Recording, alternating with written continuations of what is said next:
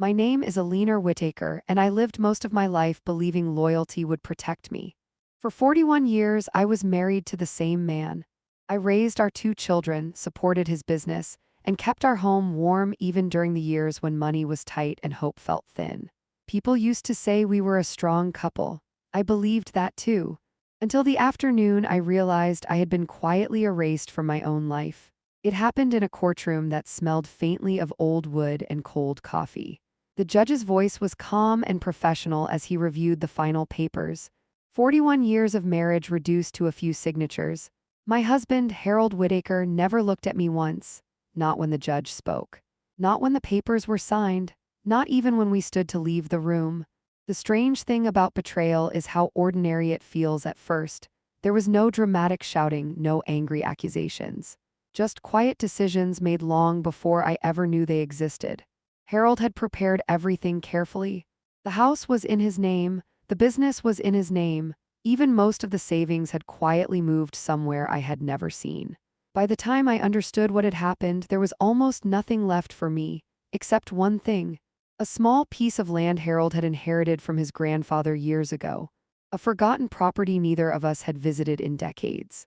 It had never seemed important before. Now it was the only thing I owned. The lawyer slid the final document across the table. "You retain ownership of the rural property outside Ashford County," he said politely. "Though I should warn you, the structure there is barely livable." Harold finally spoke then. He gave a short laugh that still echoes in my memory. "You're welcome to it," he said. "It's just an old shack falling apart in the woods." His new wife, yes, I learned about her only weeks before the divorce, sat beside him with a quiet smile. At that moment I realized something painful but strangely freeing. I had spent decades trying to hold together a life that had already moved on without me, so I signed the papers, took the property deed, and walked out of the courthouse alone. 2 days later, I drove toward Ashford County with a single suitcase in the trunk of my car. The road became narrower the farther I traveled. Small towns faded into stretches of forest and open farmland. I hadn't been to this place since I was a young woman. Back then, Harold and I had driven here once during our first year of marriage. His grandfather had built a tiny hunting cabin deep in the woods. Harold hated it. He used to say the place smelled like dust and regret. But now it was the only thing in the world that belonged to me. The sun was beginning to set when I finally found the dirt road leading to the property. Tall grass had grown across the path. Branches scraped softly against the sides of my car as I drove forward. For a moment I wondered if Harold had been right. Maybe the place really was nothing more than a forgotten ruin. But when the trees finally opened, I saw it, the cabin or what was left of it. The roof sagged slightly, the porch leaned to one side, and the windows were covered in years of dust. A dilapidated shack. Exactly the way Harold had described it. I stepped out of the car slowly, the evening air cool against my face. For the first time in 41 years, I had nowhere else to go. I walked up the crooked porch steps and pushed open the door. Inside, the cabin smelled of old wood and silence. Dust floated through the fading sunlight that slipped between the broken curtains. There was a small wooden table, a rusted stove, and a narrow staircase leading down into the basement. At first I thought nothing of it, but then I noticed something strange. A heavy iron lock had been placed on the basement door, not a modern one. An old-fashioned lock, the kind people used decades ago to protect something important. I stood there staring at it, because suddenly I remembered something Harold's grandfather had once said many years earlier. A sentence I hadn't thought about in 4 decades. "Some things in this house are worth more than people realize." At the time, I thought the old man was simply talking about family memories. But now, standing alone in that quiet shack, I had the strange feeling he meant something else entirely. And whatever was hidden behind that locked basement door was about to change my life in ways none of us could have imagined. For several minutes, I simply stood there staring at the locked basement door. The cabin was silent except for the soft creaking of old wood shifting in the evening air. Dust floated through the last rays of sunlight that slipped through the broken curtains. Part of me wanted to ignore the door completely. After all, I had come here with nothing but a suitcase and a tired heart. I wasn't searching for mysteries. I only needed a place where I could breathe again. But that old lock kept pulling my attention back. It was thick, heavy iron, dark with age. The kind of lock people used long before modern security systems existed, which meant someone had locked that basement for a reason. I walked closer. The wooden door was worn smooth from decades of use, but the lock looked newer than everything else around it.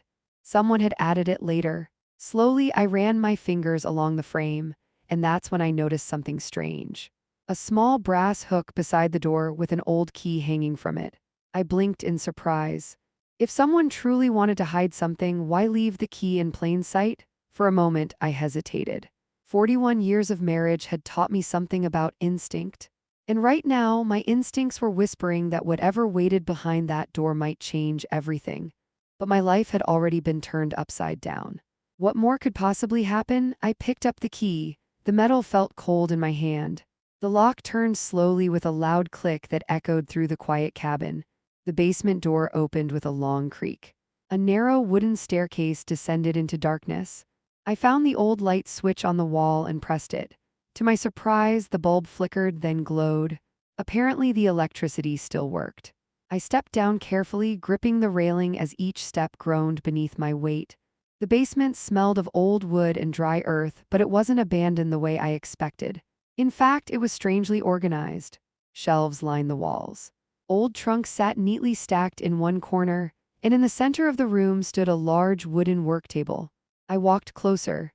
Dust covered everything, but not the thick kind that forms after decades of neglect. This place had been used not too long ago. My eyes moved slowly across the table. Old maps, leather notebooks, and a small metal box. My heart started beating faster. I opened the first notebook. Inside were detailed drawings of the land surrounding the cabin. Measurements, notes, dates. Some entries were over 50 years old. They were written in Harold's grandfather's handwriting. Then I opened the metal box. Inside were several folded documents and a small velvet pouch. My hands trembled slightly as I unfolded the first paper. It was an old land survey from 1968. At first, I didn't understand what I was looking at. But then my eyes caught one particular line. Mineral rights ownership confirmed.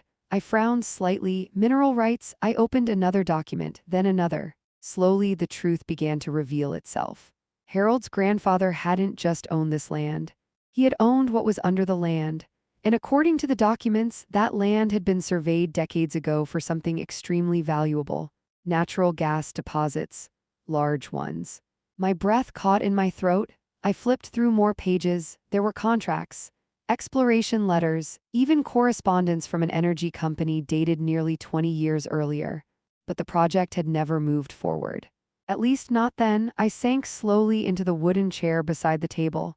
The quiet basement suddenly felt very different. This wasn't just an abandoned shack in the woods. It was land sitting on top of something powerful enough to change everything.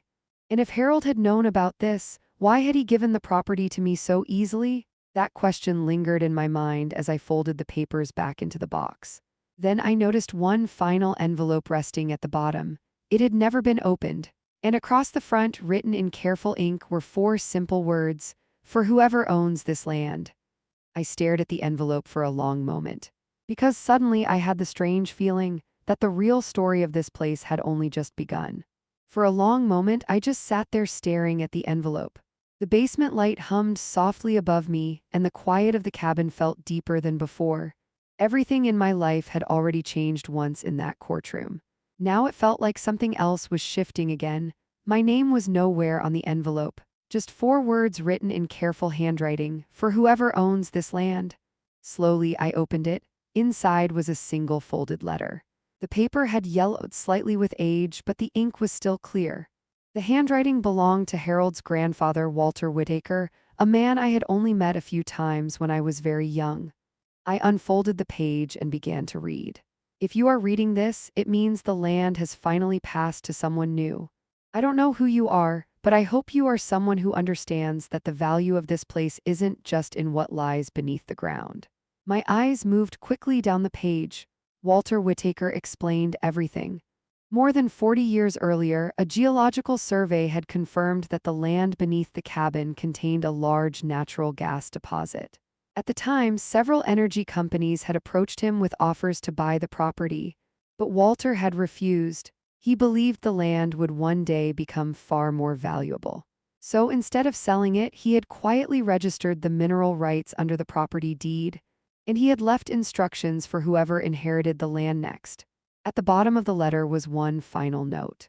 If you ever choose to sell the mineral rights, contact the company listed below. They will know what to do. My hands trembled as I looked at the attached business card. The company name was familiar, very familiar.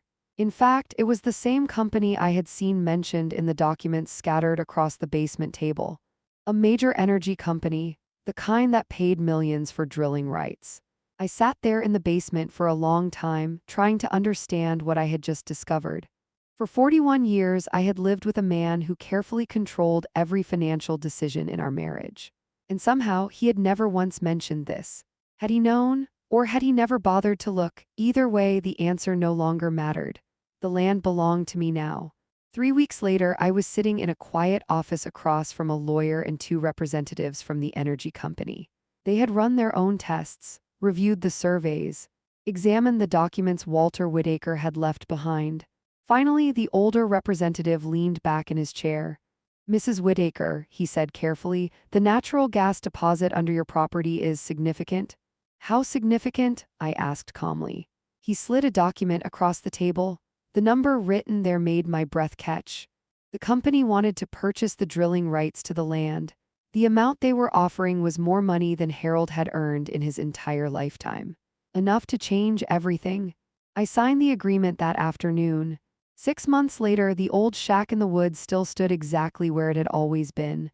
I had repaired the roof, fixed the porch, planted flowers near the front steps. But I never sold the cabin itself. Only the drilling rights to the land beneath it. The money allowed me to build a small, comfortable home nearby, surrounded by the same quiet forest, a place that finally felt like it belonged to me. One evening, nearly a year after the divorce, I received an unexpected phone call. Harold, his voice sounded different, tired, careful. "I heard about the gas deal," he said. "Word travels fast in small counties." "Yes," I replied calmly. There was a long silence on the line. Finally, he spoke again. "I didn't know about that land," he admitted quietly. For the first time in 41 years, I realized something important. Harold had always believed he was the one in control, but sometimes life has a strange sense of balance. "I guess you gave up the wrong property," I said softly. Another silence followed. Then he said something I never expected. "I suppose I did." After the call ended, I stepped outside onto my porch. The evening air smelled of pine and fresh earth. The forest around the old shack was quiet, just as it had been the day I arrived with nothing but a suitcase. Except now my life was different, not because of the money, but because of something much simpler. For the first time in decades, my future belonged entirely to me.